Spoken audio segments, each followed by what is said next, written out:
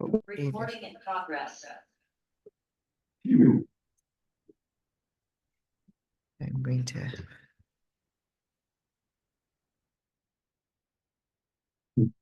Right. Hello, everybody. So, Hello. hey, Toby and Gabrielle. Can we ask people on Zoom to check in so Yes. Shana can Okay. make a note? Yeah. Why don't, I'll call the meeting to order, of the Calais DRB, and then we will, start with introductions. So, we have our new member, Harris, so maybe Harris can start and then we'll go around and then go to the Zoom folks.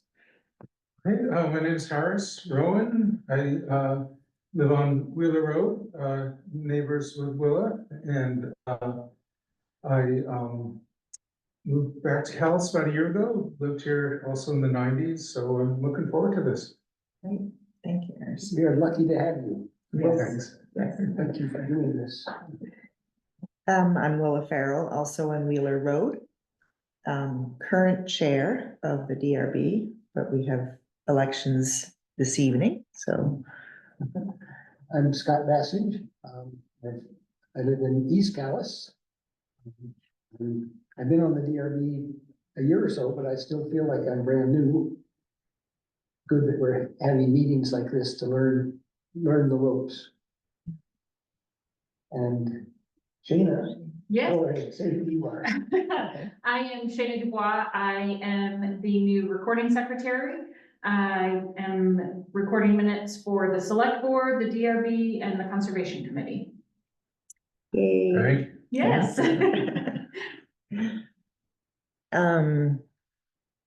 Gabrielle, do you want to go? Yes, hi everybody. I'm Gabrielle Molina. I am a DRB member and I've missed the last couple of meetings, so I apologize for that. It is my very, very, very busy season at work, and I'm glad to be here tonight and will really strive to have a much better attendance record moving forward. Good seeing you. Yes, glad you're here. Anytime. Toby? I guess that leaves me, Toby Talbot. I live in Maple Corner. I've been doing stuff for the town for, seems like the day I moved to town in 1977. This is my second round on the DRB. I've been on the planning commission. I've been on the select board. I've been on the highway, been the manager of the highway crew and currently the assistant road commissioner and highway grants administrator.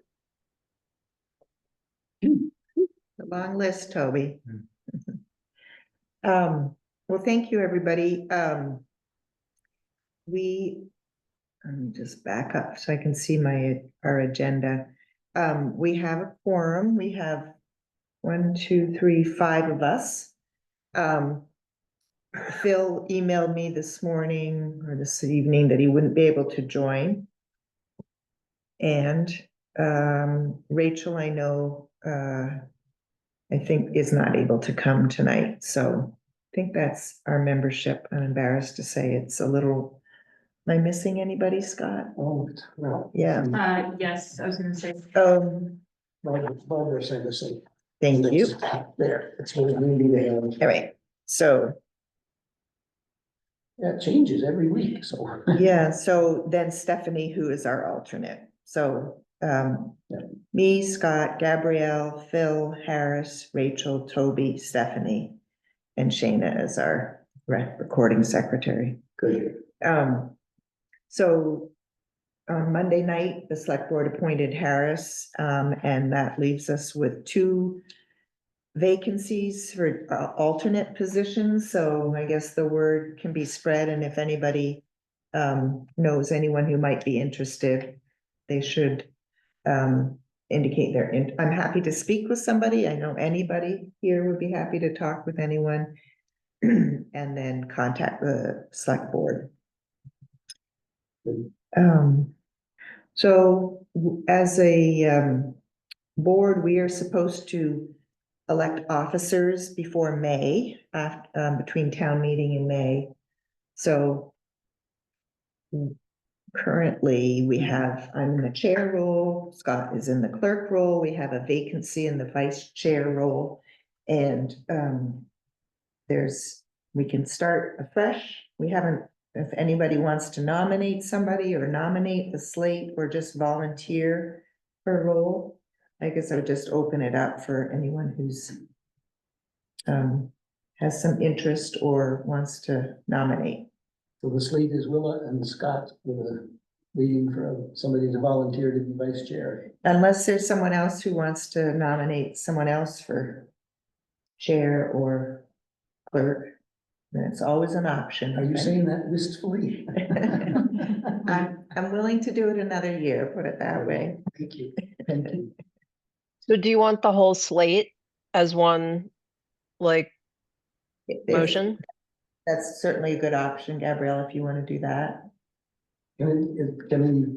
Is anybody among us interested in being the vice chair? I feel like I'm too new, so Yes, yeah. I'll say no right now. Okay.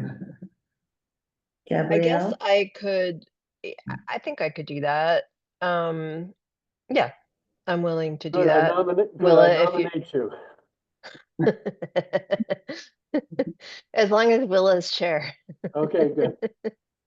So I'll push forward the whole slate, Willa as chair, Gabrielle as vice president, vice chair, and Scott as secretary. Thank you, Toby. thank you. I'll second. The motion in a second, so all those in favor say aye. Aye. Any Aye. opposite? Abstentions, motion's carried. Okay, thank you all. We have 4 sets of minutes that we have yet to approve. I sent out the December minutes because we need to correct the date on those. The other 3 are on the Calais website. I think sort of the approach we've taken is if you weren't at a meeting, you could abstain, I think is probably the easiest way to do it. So that would leave us with 4 people who could vote on the minutes. We would have quorum. So I'll just start with, well, I'm going to do something, suggest a motion that we approve all 4, but then anybody could pull out a minute, say, well, I'd like to discuss certain month, and then we'll pull that out from the motion. So, I guess formally we need to make a modification to the minutes of December 2nd, correct. 2024, just to correct the header. Yeah. Which is the version that you set out. I'll Okay, second that motion to okay, approve all of them. thank you. Any discussion about the minutes or wanting to pull out any set of the minutes to talk?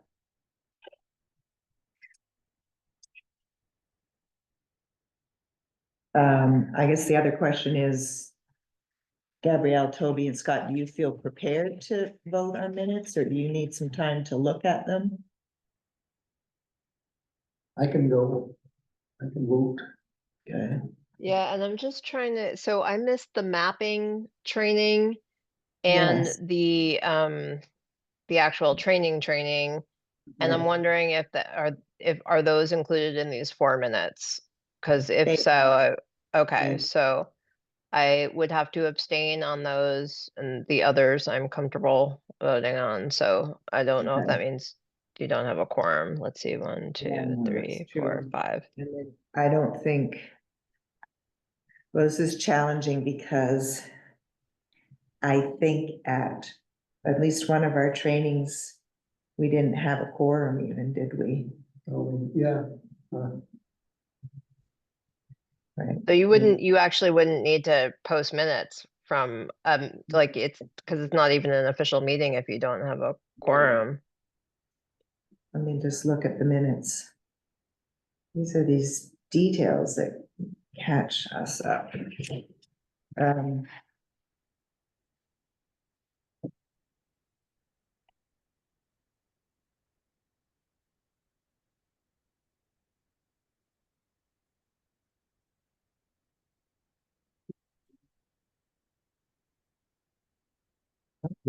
We had a quorum. We had a quorum.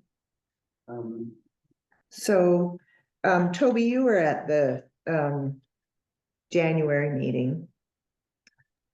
The VLCT guy. Yeah, so we had a quorum, but we don't have a quorum here tonight. So we'll put the January minutes on hold. And okay, January minutes will postpone. The February minutes was 1, 2, 3, okay. Okay, we had a quorum, but we don't have a quorum here tonight of people who were there. Are you So the February minutes, talking about the February meeting? yes. I was there, but I'm not on the present, Ah. I'm not on the minutes. Oh, great. That's really good news on many counts, Toby. We can correct the minutes. Right, And then that's for the February meeting? February, yes, yeah, February. that was the VLCT meeting. No, it was No, the one there was after the that. one after. The VLCT meeting, was January 23rd, I think. Well, the draft minutes say VLCT training, joined with Montpelier. For January, right? For January 23rd, we have that Toby, you were there. No, And no, February 19 is the minutes I'm looking at that I'm not listed as that I was there. Oh, Not January, but February 19. for February 19th, the agenda item 2 was debrief last month's VLCT training and discuss future training plans. So that implies that Well, VLCT was January. yes. okay. Toby, did you come to the February meeting where we talked about the training and Harris joined us on Zoom? No, I was at the meeting where the VLCT rep came and talked about how we should run our procedure. Okay. I was at that meeting. That was definitely January. Yeah. Right. So we'll have to put the February meeting minutes on hold also.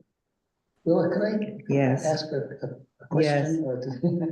protocol.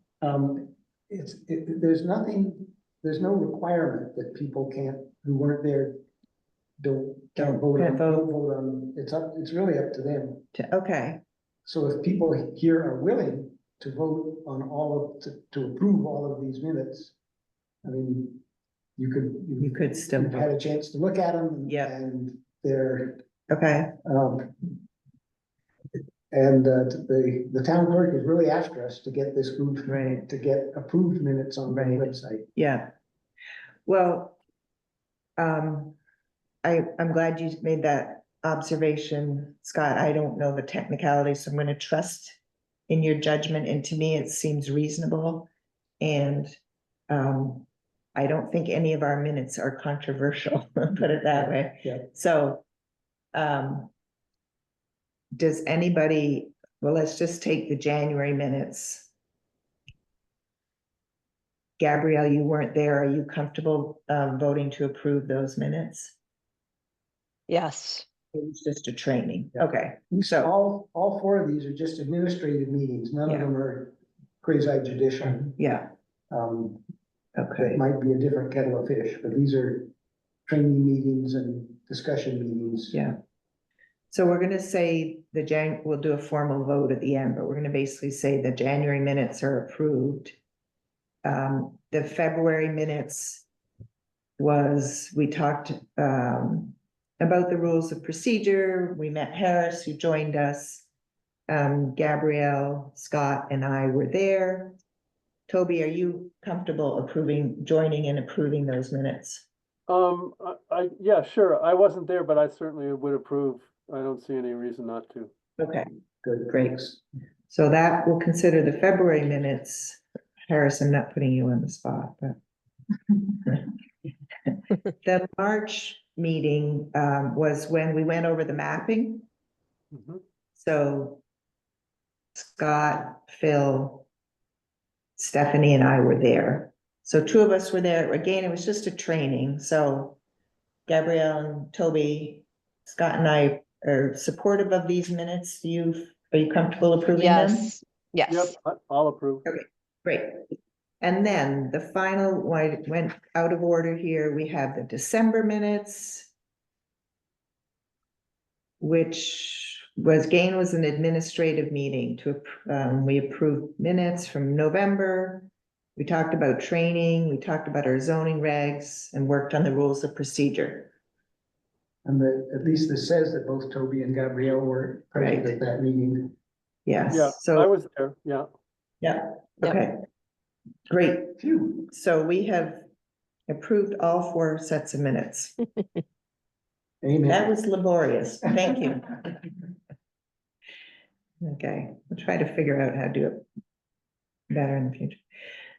The next item was the DRB Rules of Procedure and Conflict of Interest Policy, which this group has been working on for a while, Harris. I sent out a PDF copy of a final version that showed the last few changes that we discussed at our February meeting, I think it was now, I'm forgetting which month. So my thought was we could just approve, we can discuss. I don't want to rush this forward. We don't have everybody here, but what's the general pleasure before we go to a motion? I have a couple of questions. Yes, great. Section X, section 10, Yeah, the word was changed, the board may, to the board will make decisions in deliberative Oh, session. yes. Why was that changed?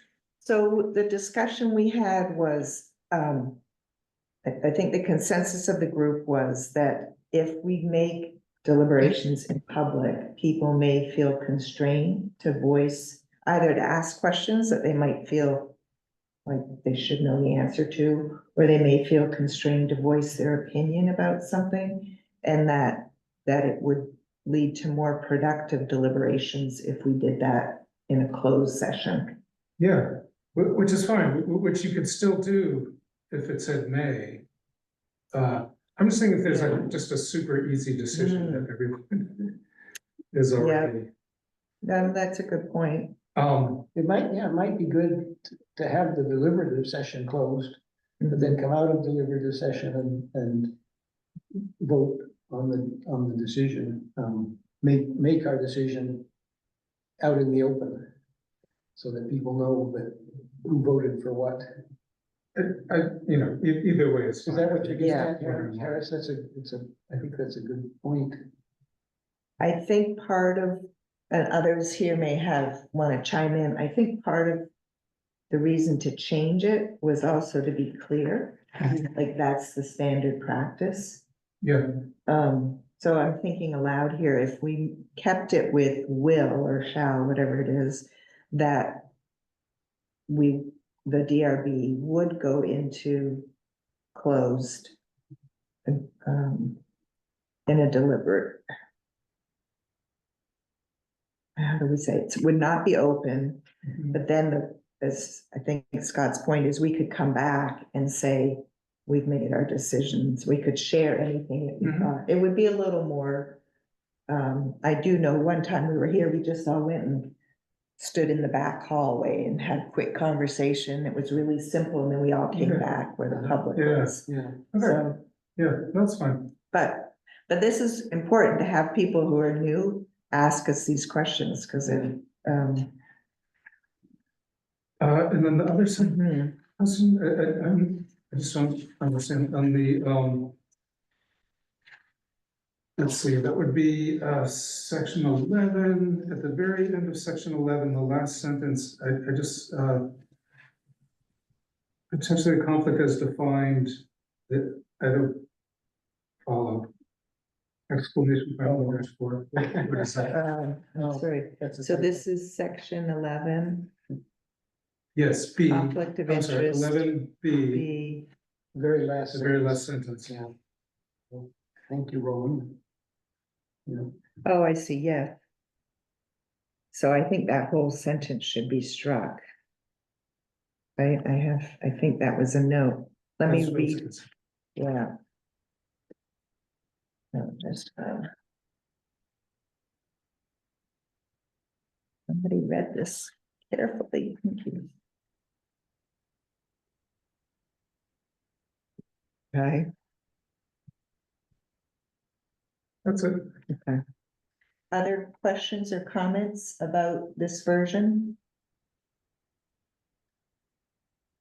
It was Harris just talking about the potentially a conflict as just defined exclamation point 1 through 4? Yeah. Yeah, Okay. yeah. You know, I am just looking at the last page. And I think, what is this last page? The one that says Town of Calais Interested Persons Record. Yeah, So that's a sample form that could be that would be used. And it's referenced in the document. But I'd have to look where it's referenced. I think it's earlier in the.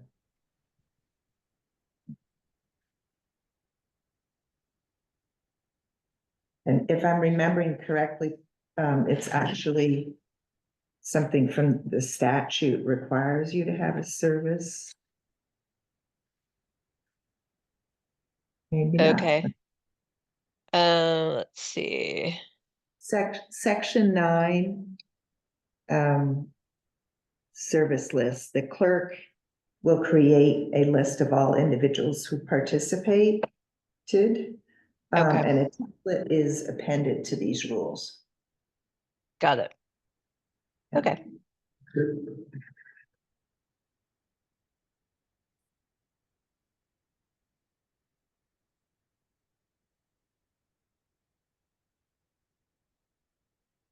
I'll make a very picky request And that you include page numbers and yes, a date, and a final, or a date of approval or something like that. as a Yeah. footnote. Oh, no, anyway, just at least page numbers. no, I think, Yeah. yeah, would make it a lot easier to read. Yeah. Toby, any comments, questions, observations? No, looks good, and I've looked at it before and a few other times, and I think we're all set, and I think we should move to adopt these rules of procedure. Okay, so we have a motion from Toby. Second. Gabrielle second. Okay, all those in favor of approving with the addition of page numbers, date, and striking that line, Mhm. that you all know. So I can't tell you what page it's on because there's no page numbers.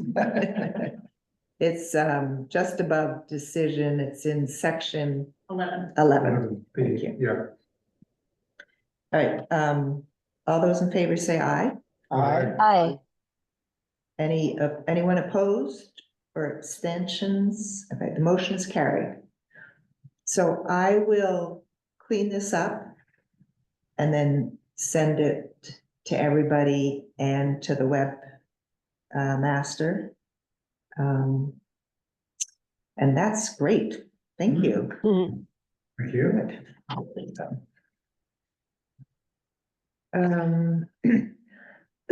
The next item on the agenda is to review Article 6 of the zoning regulations, the subdivision review. And the reason I place this item on the agenda is John, the zoning administrator, thinks we may be getting some subdivision applications this season. So we thought it might be good just to have a quick look at that section of the regulations. And John suggested in particular, the density averaging section. So, my understanding. I'm running to but- get my book. Okay. Yeah, you don't have to wait for me. I'm sorry, I'm narrating for no reason. No, we'll wait, Gabrielle. You said Um, which, I'm sorry, the density, what section? It's Article 6, and it's section 6.10, density averaging. Thank you. Of course. From a quick review, I think this section is the same in our current regulations as in the proposed regulations that previously adopted. And now we're sort of on the back burner. Do you hear all that? Yeah, Harris? Yeah, okay. Yeah. Actually, Willa, can you just give a 2-sentence reminder of when we'll be back to using the previously adopted regs? I don't know. I didn't go to the select board meeting. I know there was discussion. If anybody I can remembers? speak to that, Okay. since I took Mhm. minutes for that day. They have to, I believe the next meeting is the 28th, where they should be voting to adopt the town plan. And then the town plan, once that is approved and adopted, then they can do the the zoning regulations. Mhm. And they're hoping to have that done, I believe, by August. Everything should be wrapped up. They're hoping by August, Okay, is my understanding. okay. So, it's possible if we get proposals, applications this summer, that we'll be using the older version if they're not adopted till August, but, we can continue to keep an eye on that. So Article 6 deals with subdivision review. And then section 6.10 of that, which is on page 83, talks about density averaging. So I read this last night or sometime recently and had to scratch my head and read it a few times. And I would not say I'm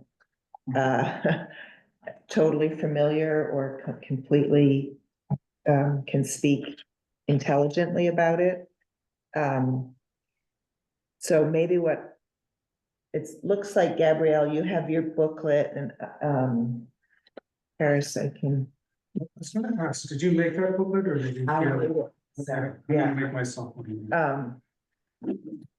I can look online because I have my I'm sure it's online. computer. but the It book is. here. It is handy to have. I think once the zoning, there may be a paper copy, but I made myself, it's Mhm. spiral bound. So density averaging, I'm gonna do this by memory without looking. Oh. Basically, so this helps me to say it in sort of everyday language, is it allows an applicant to, by setting aside land, have a higher density than one might otherwise. That's not the way to put it. If you can have smaller lot sizes and smaller road frontage. Scott's nodding his head. I think I'm on the right track. That's good, yeah. You can have a smaller lot size and a smaller roadside frontage. If you set aside a portion of the land for a non-development. Yeah. Scott, have you, That's how I is that, remember it. okay, I sat in on some of those planning commission meetings where they were discussing this, okay, and you've stated it well. okay, well, thank you. Obviously, the point is to try to have as much, to focus development in as small a footprint as possible. Yeah. And in that section there's a visual that I found quite helpful that illustrates that. It takes like 5 lots and shows them as smaller in different configurations. Mhm. So. Toby, you were on the DRB before. Have you ever dealt with, this topic in the No, past? this came in way after. I was in the DRB back, in the early 2000s, so this Okay. is a brand new thing. I've had a long discussion with John about this procedure. And literally, it's about, if people want to have multi-lot developments, that if they save a resource on the larger parcel and use less frontage and less density, per lot, it preserves that, open land or that important resource that the community, values. And so it just gives you a sense of not breaking everything up into 5 pie slices, instead a couple of pie slices, and leave half the pie undeveloped. And it just allows, us to, lower the frontage and also lower the minimum lot size in a development in order to preserve natural resources. I'm looking at the, that graphic, and it talks about, look at this. Density averaging allows 5 lots, resources protected by deed restriction. That's the fourth one, the fourth piece of that graphic.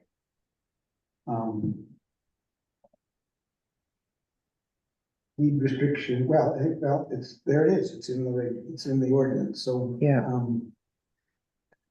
I think we DRB members need to have some guidance from someone about what we ask for in terms of the deed restriction.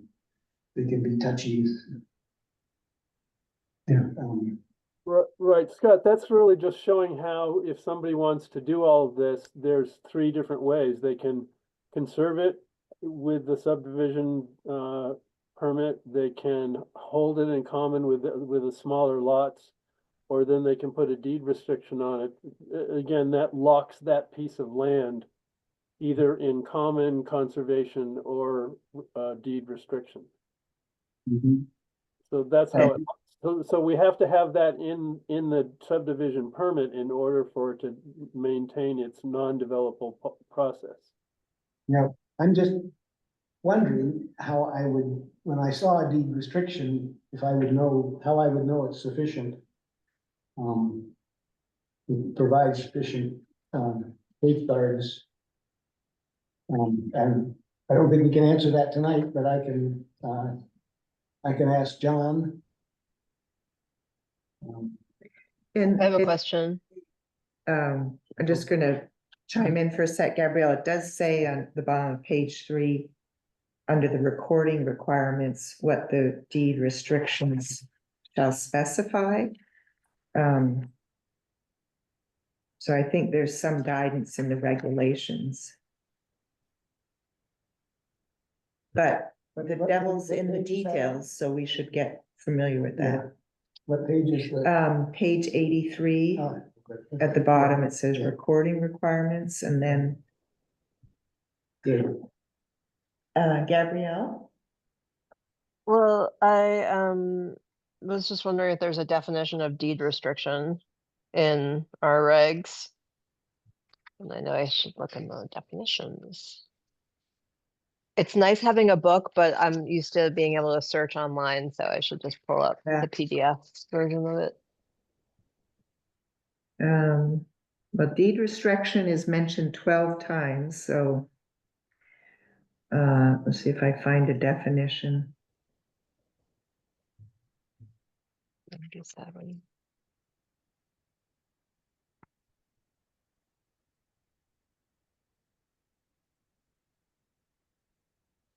I mean, just using plain language, I would think it's a restriction that's in the deed, and what the restriction, the details of the restriction is what would be what we would be looking at. So I think in the proposal, people would need to say the deed restriction will state or does state ABC, and then we'll be like, does ABC meet the requirements of the regulations? I can name 3 instances, at least in Calais, when there was a restriction in the deed, which Uh-huh. was totally ignored 3 years later. Yeah, So that worries me. I don't know what the solution to that. right. Right. The land trust is, they, that's their main job, is to try to enforce, conservation, Yeah, the conservation agreements that they made with landowners. But it takes a staff of 100 right. to do that. Yeah, it's pretty clear, the conservation easement, the easement holder owns the development rights. Landowner doesn't own that anymore, in the deed restriction, it's, Specified. yeah, it'd have to be specified, it's Yeah. more case by case, I guess, And there's just there's no enforcement or and there's no enforcement, yeah. or comeback on something. Unless there is. The 3 people I know who Yeah. have, And I think So that's true of our permits, right? So when we make a decision and we say, applicant, you may do Yeah. A if you do B, no one's going around making sure that B was done. True that. So there's a certain amount of trust and, Yeah. but yeah, it's frustrating. I'm sure Yep. when you know those individual examples, Scott, that's very frustrating. Yeah. Well, maybe we can ask the, ask John if he's got a good example of Right. a language for the restriction. Yeah. And just put that in as a requirement, that What? we use that particular kind of language, that particular language. Just any sort of guidance about what we should be looking for in deed Yeah. restrictions. What's a good one and a bad one? Gabrielle, I think you were going to say something earlier. Well, I guess I was just, so conservation is a form of deed restriction, but it's very structured. And because of Vermont Land Trust and other land trusts, we understand what it means for the most part. Deed restrictions can be all sorts of different things. Like, are there weird, unusual kinds of deed restrictions that are like, somebody's weird will requests, or is it more kind of, yeah, I'm just trying to think of examples of deed restrictions and how they would come into play. And I'm also curious just about the pictorials, the one all the way on the right that says resources protected by deed restriction. Are there 4 units in that one just to illustrate that there's less houses because of a deed restriction? I'm just I trying think there's still 5, but the 5th is in part of the Oh, okay, yeah. Got it. the land it's on has some sort of deed restriction Right. that protects a And if you, resource. if you look just above the diagrams, the last sentence above it says, land that is conserved or held in common must still be permanently protected by deed restriction. So everything they do is deed restricted. All of the common land or conserved land has to have a deed restriction. Okay. So it's officially in the deed that that property, if it changes hands, the deed says that you can't develop anything there. The only violation would be if the person who owns the land then decides to do something up there, but they would need a permit from the town to do it, and the town would see the deed restriction and not allow that development.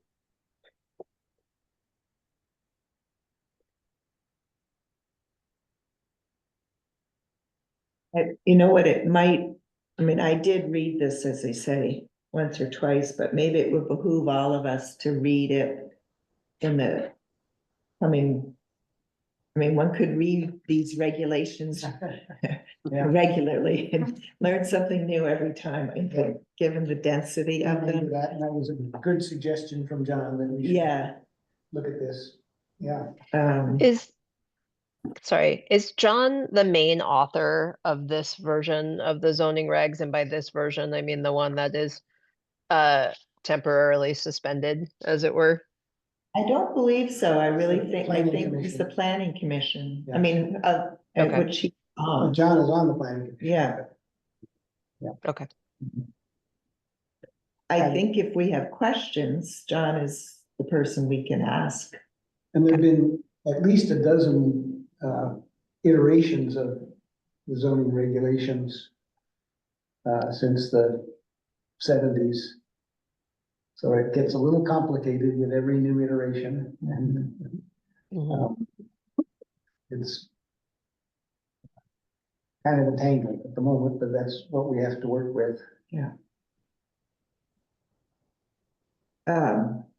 It probably wouldn't hurt to read all of, not just 6.9, but all of section. I think it's called section 6. Yeah, and there is no definition of deed restrictions in the definition section, so I would Okay. be good to add. Yeah, we can ask about that. Well, Shana has it in the minutes that we all ought to read all of section 6. It's our homework. Meeting, Yes. I will do it. And I think it's fair if somebody has a question, you could just maybe email John, and if you wanted to copy me, then I could keep a running tally of those questions. But I will ask him about the deed restriction definition and any guidance or Yeah. examples of good. What's a deed restriction look like? Yeah, Could someone confirm John's last name for me? McCullough, McCullough.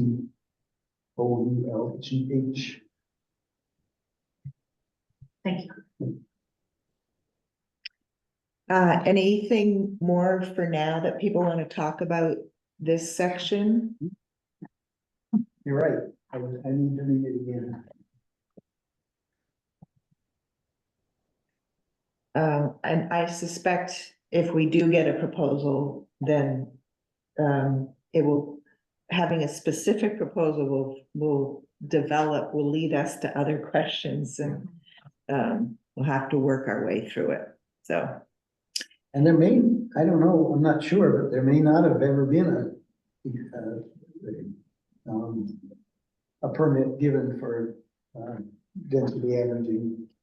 well, that's a question I can ask the past, or from another town even, because I'm sure other towns do that. And the specific example would be really good way to Yeah. go through this. Yeah, that's a really good idea. What about, yeah, like what about the development across the street from Curtis Pond? Is that not a subdivision? Don't know. There's there may be it's a thing all by itself. Dragonfly Lane? Yeah, something like that, yes. Yeah. Okay.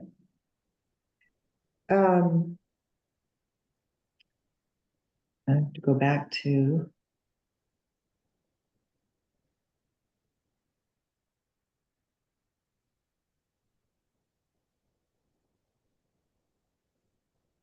Let me go back to our agenda, which I got. See? I don't have a printer at home, and so I end up relying. Oh, so this final topic, the DRB has. I think it was really last summer, we discussed. The whole permitting process and the fact that sometimes people come and their permit application may not be complete, or they come. With a proposal where we end up feeling like they're maybe not well prepared. And so the members of the board, some of whom are no longer on the board, we talked about looking at the actual permitting process and the permit application form, and could there be improvements made to that? That is a role of the planning commission. And I know they've been very busy with the plan and still are. But that is the group that, would have has that jurisdiction. But we have also discussed just the idea in general of the value of the DRB meeting with the planning commission. So I thought we could this evening just share any ideas about such a meeting, and or given the busy agenda of the planning commission, does this group have any appetite or interest in doing some preparatory work that we could take to the planning commission and say, this is your job, but we started thinking about it. So, That makes sense to me. I would Yeah. like to be involved. in some- Well, I had some discussions with John about this when you mentioned it to me a couple months ago, and I've had long conversations with him. So the process is, when someone comes with a permit to him and he says, oh, you'll have to go to the DRB, there are 3 different forms that are already on the zoning pull down on the town website. One is for subdivision permit, one is for conditional use permit, and one is for variance. And those documents are what he essentially tells the applicant that they need to fill out in order to go to the DRB. And he also advises them a lot about what they need to bring with them. So you guys should take a look at those 3 forms, and we should then have some idea about what's missing or not missing that you think you might want to have in front of you from an applicant.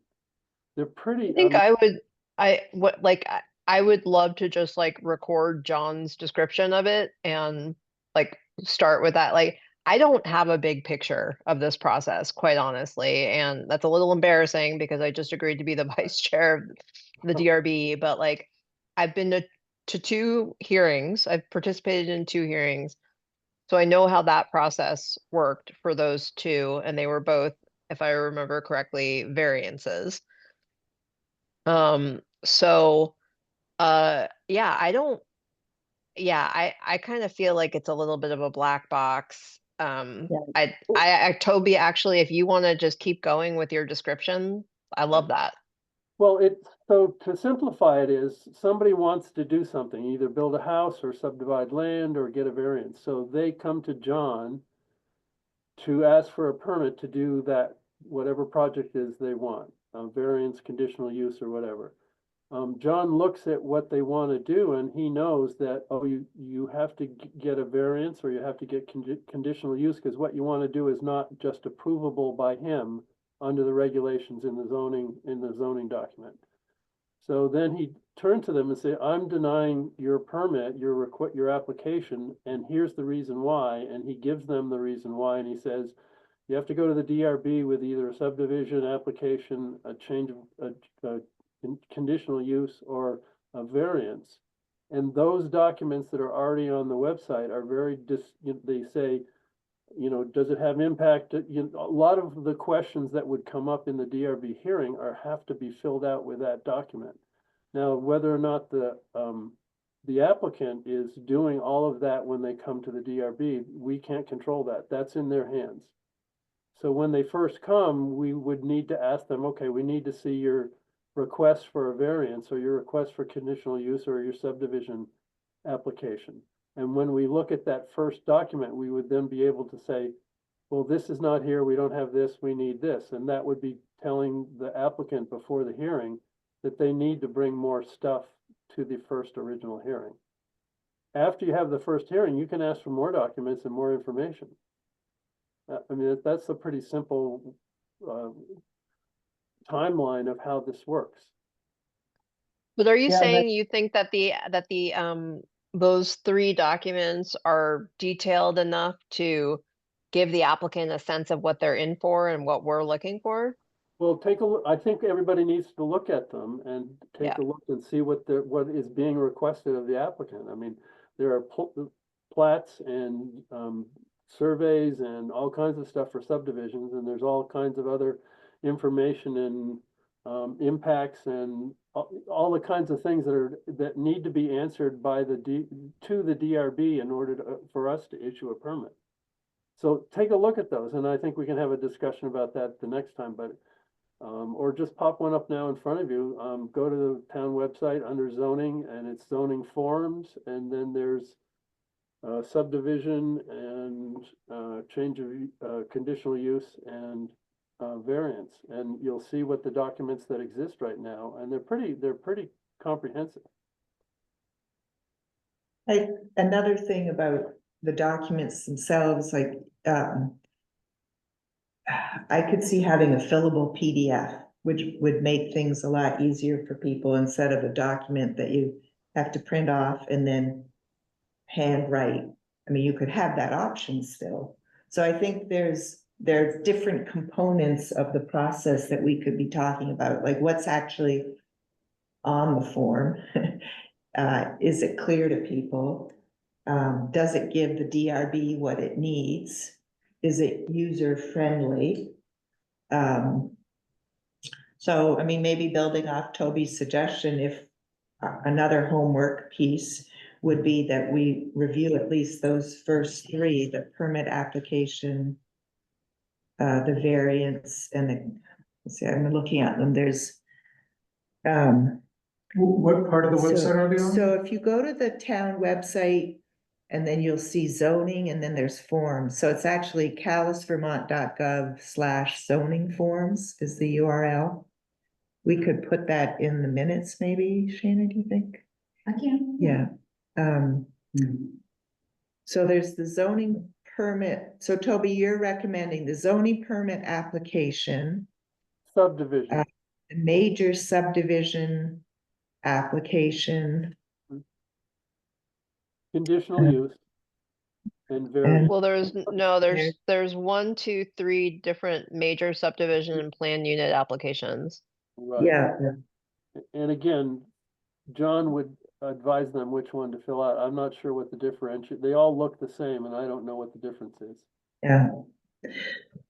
I mean, the other thing is, I know John is busy, but maybe he would come to a meeting. And maybe we could do this in person, which might be easier. Mhm. And we all had a paper copy of these forms. Yeah. And John said, this is what trips people up. Or, like, I'm sure John has the opinion on, like, ways that might make his job easier.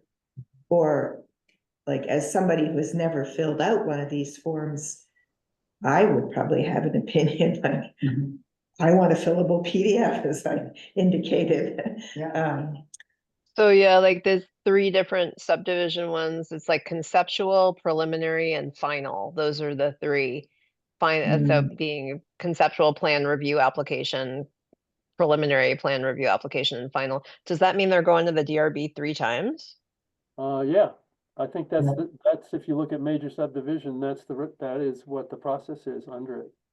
You know, you bring your idea, you bring your preliminary that we then make changes to or recommendations to, and then the final is brought for final approval. And you know, it's 3 hearings for a major subdivision. Any idea if the application we're getting is a major subdivision or is it just a minor subdivision? I Like- think it's minor. Okay. Yeah. Yeah. Is there a different form for that then? I believe so, but I haven't really studied them all. I just did the first, pass to see what was there, and Because I'm not seeing it, if Yeah, I'm there is, not. so I wonder if that means there's only one subdivision process that isn't like, necessarily designed for something smaller, like, but who knows? We should hear from John. well, I'll double check with John to see if there's one for minor only subdivision. Okay. It may be titled something different and we don't see it. Okay, But I'll let everyone know what we should be looking at. thanks, I Toby. think say that, there's just, well, that there are only subdivisions. That in his experience, that there's no difference between major and minor. At the top of this page, it says, note the difference between minor and major subdivision. A minor subdivision creates 3 lots or less, and all lots comply with district standards. Yeah, that does sound similar. That's, I mean, the other thing is, I wonder if it would be helpful if on like maybe it is here, because like I'll say, Mhm. like Gabrielle, I'm not familiar with all this and I should be. If there's an overview that explains to somebody says, oh, I wanna build a garage, what do I do? And like, if you go to the website, is it clear to just your average person, what is the process? Yeah. What is the process and how much time should you allot for that in Yes. terms of, Yeah, if you have to do a, conceptual and then preliminary and then final, yeah. people should keep that front in mind when they're planning these projects. The other thing, this is jumping to the other end, we had talked about is to have like a page that says what to expect from your DRB hearing. And I did find, I don't know, Montpelier, East Montpelier, some town in central Vermont has a document like that. So I'll find it again. That could be something, we might not have to reinvent the wheel. Yeah. On some of these things. So, Toby, you're gonna talk to John and let us know which forms he recommends we look at. Yes, Okay. And then we'll look at those forms at our next meeting, Yes, and then try to get John to come to the meeting after that, yeah, address our questions. questions. And maybe what if we each looked at the zoning, like you go to the town website, go to zoning, and then think, if I were going to be doing something, what would I want? Are my questions easily answered?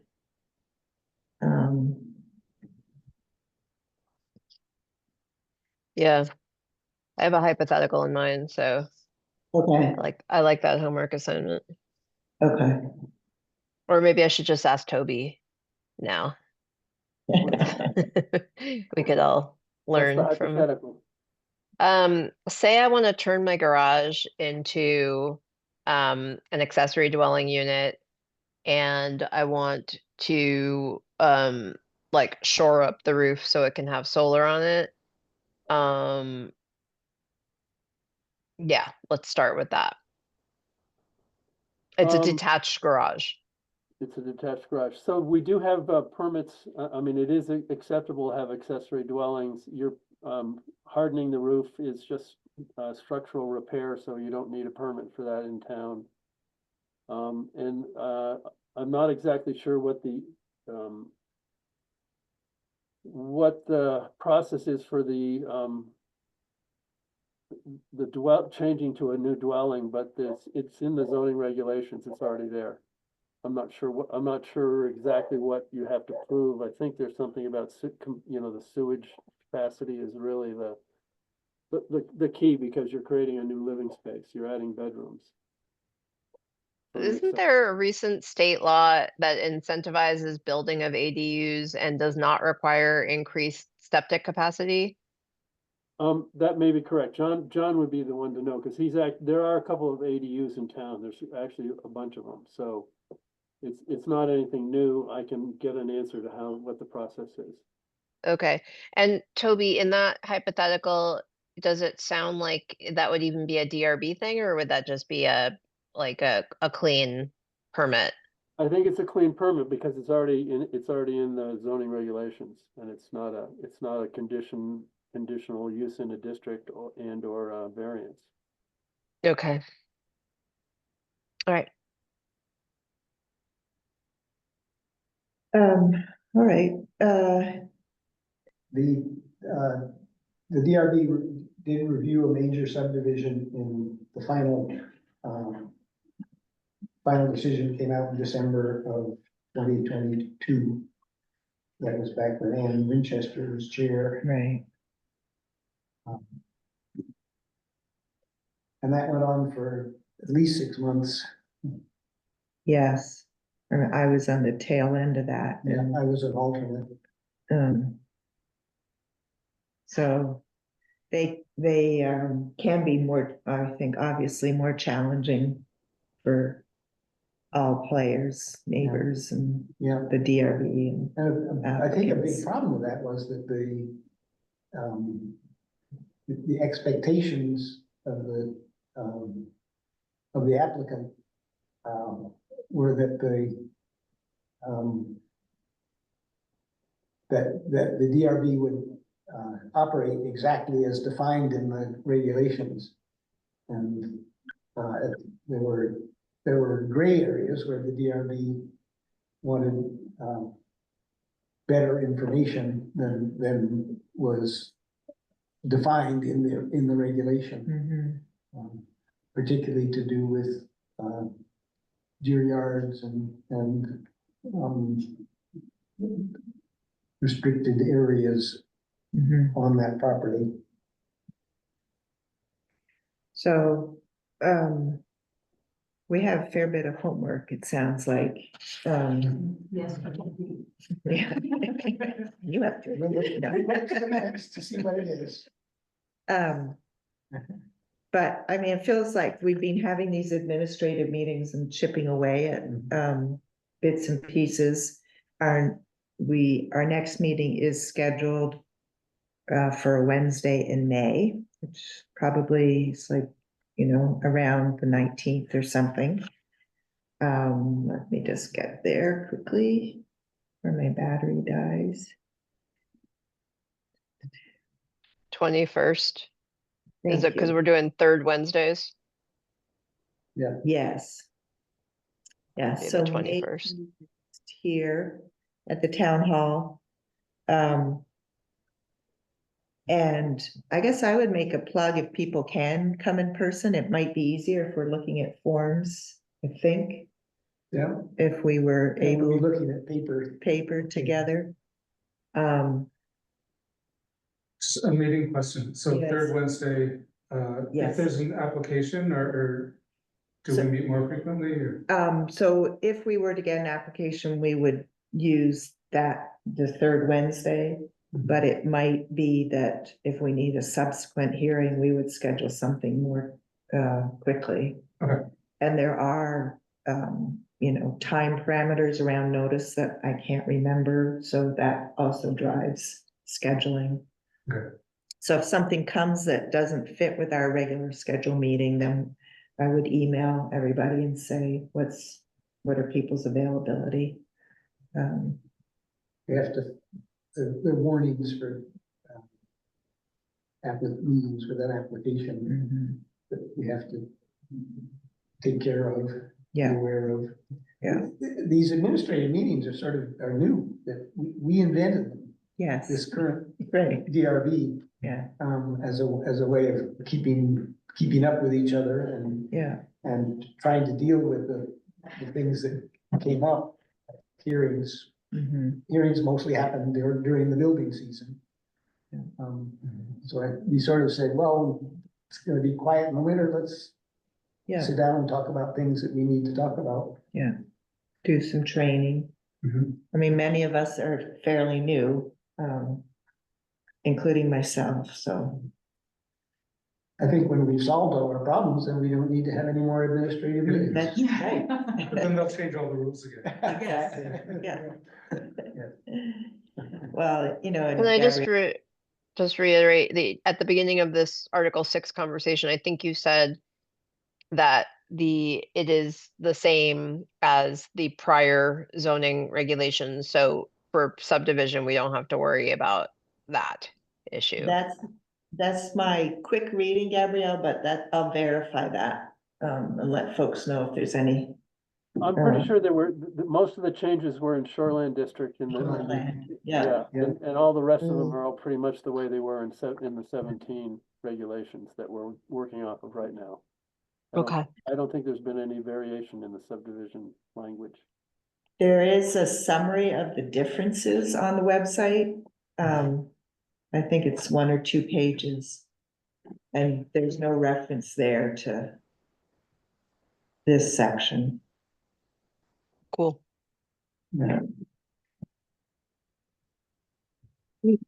Any other business for the group? Wow, very expeditious. Yes. Got a lot done. Well, I want to say thank you to Shayna for joining us. Yeah. Really. Yes, appreciate- thank you so much, Shayna. Wonderful. to have you. Yes. Great, so the meeting is adjourned and we will reconvene on May 21st. Great. See everybody then. Goodbye. See ya. Bye-bye. Okay. Bye, Deb. Bye. Bye, too.